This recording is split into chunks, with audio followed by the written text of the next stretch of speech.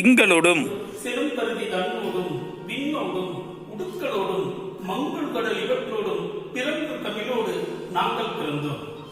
முன்னர் பிறந்த மொழி மூவாக முத்தமிழ் மொழி வகுப்பிற்கு பாடம் கற்க வந்த எங்கள் ஐடியல் ஆதர்ஸ் வித்யாலயா மாணவ கண்மணிகளுக்கு முதற்கண் என் காலை வணக்கத்தை தெரிவித்துக் கொள்கின்றேன்.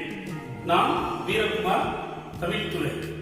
இன்றைய பாட வகுப்பில் சங்க இலக்கியத்தில் ஒன்றாகிய எட்டு தொகை நூலில் இருந்து ஒரு குறுந்தொகை பாடலை காண இருக்கின்றோம். எட்டு தொகை நூல்கள்: நற்றிணை, நல்ல குறுந்தொகை, ஐங்குறு நூறு, ஒத்த பதிற்று 10, ஓங்கு வரிபாடு, கற்றறிந்தார் ஏற்கும் கலியோடு அகம்புறம் என இத்திருத்த எட்டு தொகை என்று வகைப்படுத்தப்பட்டுள்ளது. இந்த எட்டு தொகை நூல்களில் 5 நூல்கள் அகப்பொருள்களை பற்றி பாடுவது, மீதி 2 நூல்கள் புறப்பொருளை பற்றி பாடுவது, ஏனைய ஒரு நூல் மட்டும் அகத்திலும் புறத்திலும் பாடல்கள் இருக்கக்கூடிய ஒரு நூல். அந்த நூலின் பெயர் பரிபாடல். ஆக அகப்பொருள் என்றால் என்ன? ஒத்த அன்புடைய தலைவனும் தலைவியும் தமக்குள் நுகர்ந்த இன்பத்தை புறத்தார்க்கு இன்னது என்று வரையறுத்து கூற இயலாததே அகம். நமக்கு இடம்பெற்றிருக்கக்கூடிய இந்த குறுந்தொகை நூலின் பாடலை பார்ப்பதற்கு முன்பாக குறுந்தொகை பற்றிய சில செய்திகளை நாம் இங்கு பார்ப்போம். குறுந்தொகை நல்ல குறுந்தொகை என்று அடைமொழியில் வழங்கப்பெறுகிறது. நல்ல என்ற அடைமொழியுடன் வழங்கப்படுகின்ற நூல் குறுந்தொகை. பெயர் காரணம் என்ன? ஏன் குறுந்தொகை? குறுகிய பாடல் அடிகளை உடைய நூல் என்ற காரணத்தினால் இதற்கு குறுந்தொகை என்ற பெயர் வந்தது. அடிவரையறை 4 அடி முதல் 8 அடி வரை உள்ள பாடல்களை உடைய நூல். இந்த குறுந்தொகையில் மொத்தம் 401 பாடல்களை வைத்துள்ளனர். இந்த 401 பாடல்களில் 2 பாடல்கள் மட்டும் 9 அடி வரை உள்ளது. மீதி இருக்கின்ற 399 பாடல்களும் 4 அடி முதல் 8 அடி வரை உள்ள பாடல்களின் தொகுப்பே.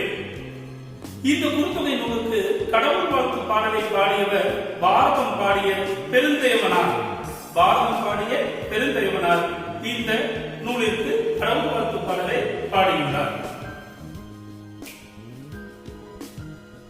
இந்த 401 பாடல்களும் உணர்ச்சி மிகுந்ததாக இருக்கின்ற பாடல்கள்.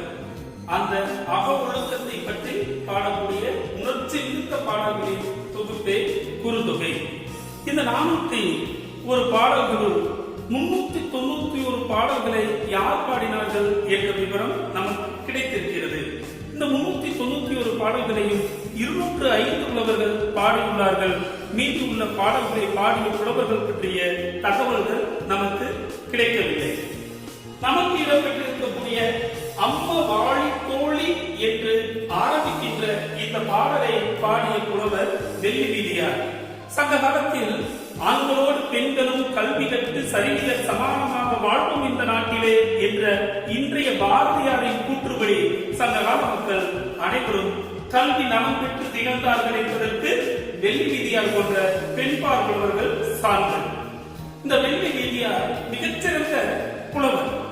இவர் பாடிய பாடல்களாக இந்த 8 தொகை நூல்களுள் மொத்தம் 13 பாடல்கள் நமக்கு கிடைத்திருக்கின்றன.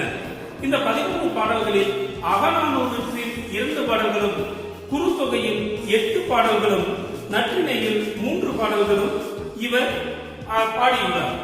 முல்லை திணை தவிர ஏனைய 4 திணைகளிலும், அதாவது குறிஞ்சி, மருதம், நெய்தல், பாலை ஆகிய திணை பாடல்களை இவர் பாடியுள்ளார். சங்ககால பின்பார்ப்பவரான ஔவையாரால் வெள்ளி வீதியார் மேற்கோள் காட்டப்பட்ட சிறப்பு இவருக்கு உண்டு. இப்பொழுது நாம் இந்த பாடலை பார்ப்போம்.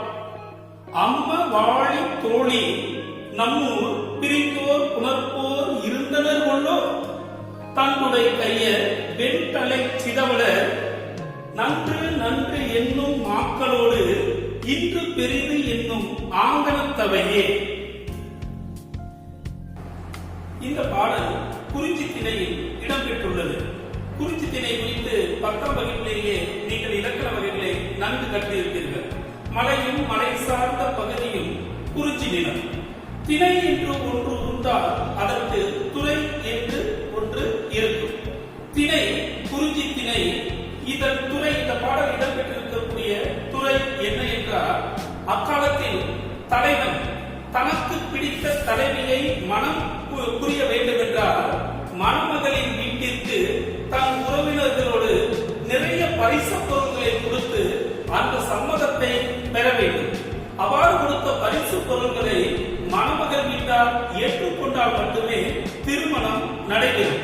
அவ்வாறு கொடுத்த பரிசு பொருட்களை தன் உறவினர்கள், தன் தாய் தந்தையர் ஏற்றுக்கொண்டனரா என்று கவலையுடன் இருந்த தலைவிக்கு தோழி, இந்த அவையில் உன் தலைவன் கொடுத்த பரிசு பொருட்களை அவர்கள் ஏற்றுக்கொண்டார்கள், நீ கவலையை ஒளி என்று குறிப்பிடக்கூடிய ஒரு துறைதான் இந்த பாடல் இடம்பெற்றிருக்கக்கூடிய துறை. ஆக இப்பொழுது நாம் பாடலின் பொருளை காண்போம். அம்ம வாழி தோழி, தோழியே நீ வாழ்க. நம்மூர் பிரித்தோர் புணர்ப்போர் இருந்தனர் கொண்டோம். அதாவது இந்த பாடலில் இந்த 2 அடிகளில் தலைவி தோழியை பார்த்து வினவுவதாக அமைந்துள்ளது. பரிசு பொருட்களை ஏற்றுக்கொண்டனர் என்ற செய்தியை தோழி மூலம் அறிந்த தலைவி இப்பொழுது ஏற்றுக்கொண்டதை போல் அக்காலத்தில் முன்பு ஏதேனும் நிகழ்ந்திருக்கிறதா என்று வினவுவதாக இந்த பாடலின் அடிகள் இடம்பெற்றுள்ளது. தன்னுடைய கைய வெண்டலை சிதவர நன்று நன்று என்னும் மாக்களோடு இன்று பெரிது என்னும் ஆங்கனத்தவையே.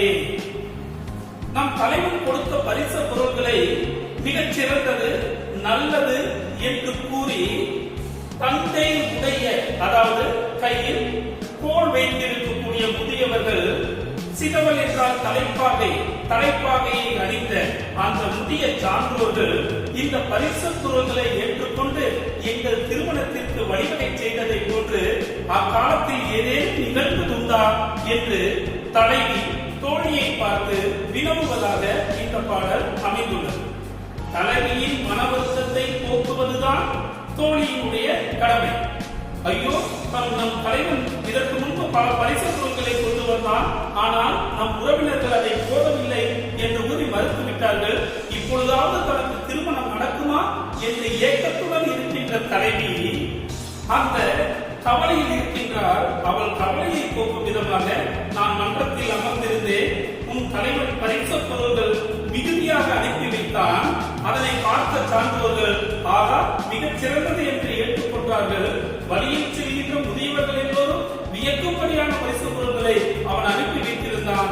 இந்த முறை உனக்கு திருமணம் உன் மனம் விரும்பிய தலைமகனுடன் நடக்கும், வருந்தாதே என்று சொன்ன போது இதுபோல் அக்காலத்திலும் நிகழ்ந்ததுண்டா என்று கேட்பதாக இந்த பாடலானது அமைந்துள்ளது.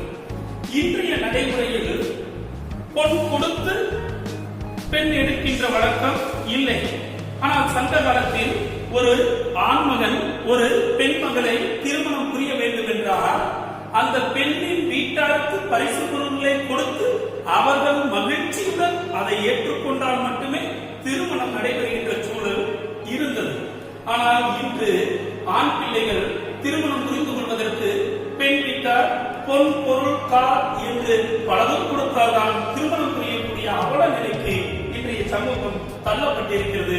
சங்க காலமானது மேன்மக்களாக இருந்தார்கள் என்பதை இந்த பாடல் உணர்த்துகின்ற செய்தி வாயிலாக நம்மால் அறிய இயலுகிறது. வாழி என்ற சொல் வியங்கோல் வினைமுற்றில் இடம்பெற்றிருக்கக்கூடிய ஒரு சொல். பிரிந்தோர் வினையால் அடையும் பெயர். இதை பகுபத விளக்கத்தில் நாம் பார்த்தோம் என்றால், பிரி கூட்டல் ஈர்த்து அடைப்புல இருந்து கூட்டல் கூட்டல் ஓர், பிரி பகுதி, இத்து சந்தி, இந்தானது விதானம், இத்து இறந்த கால இடைநிலை, ஓர் பலர்பால் வினைமுத்து மிகுதி. இதை இலக்கண குறிப்பில் கேட்டால் வினையால் அடையும் பெயர். தந்து உடை பெயர், கையில் தந்து வைத்திருக்கக்கூடிய முதியவர்கள். வெண்தலை, வெண்மையான தலைமயிரை உடைய சான்றோர்கள். சிதவல் என்றால் தலைப்பாகை, அந்த வெண்மையான தலைமயிரை மறைப்பதற்காக கட்டப்படுகின்ற தலைப்பாகை சிதவல். நன்று நன்று என்னும் சொல் இங்கு அடுக்கு தொடரில் இடம்பெற்றிருக்கிறது. மாக்கள், மக்கள், சான்றோர்.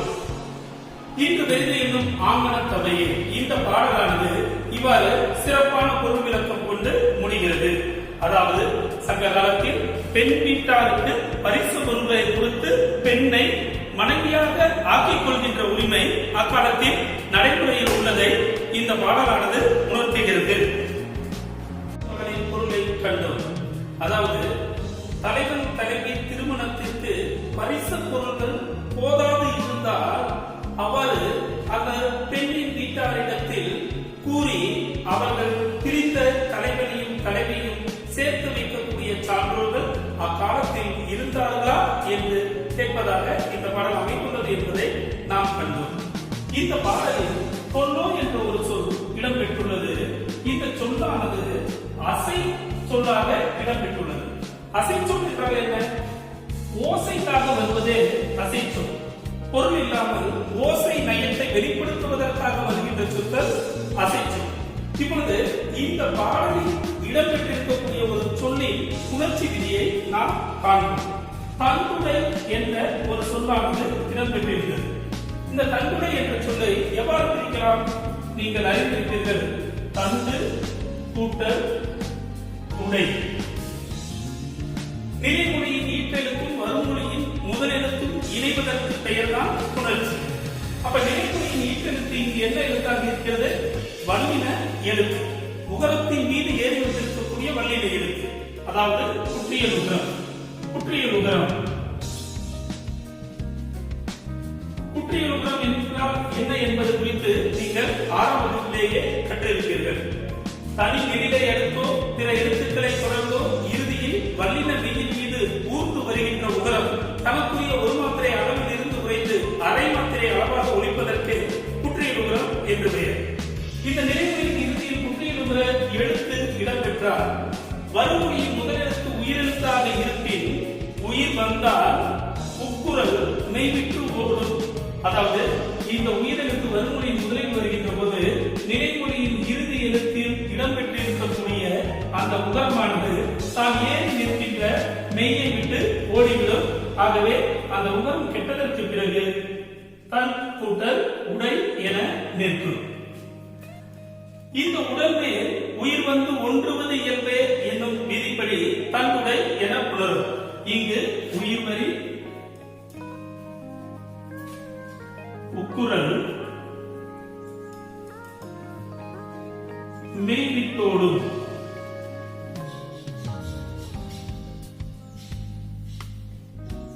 முதல் விதி. அடுத்த விதி, உடனே உயிர் வந்து ஒன்றுவது இயல்பே.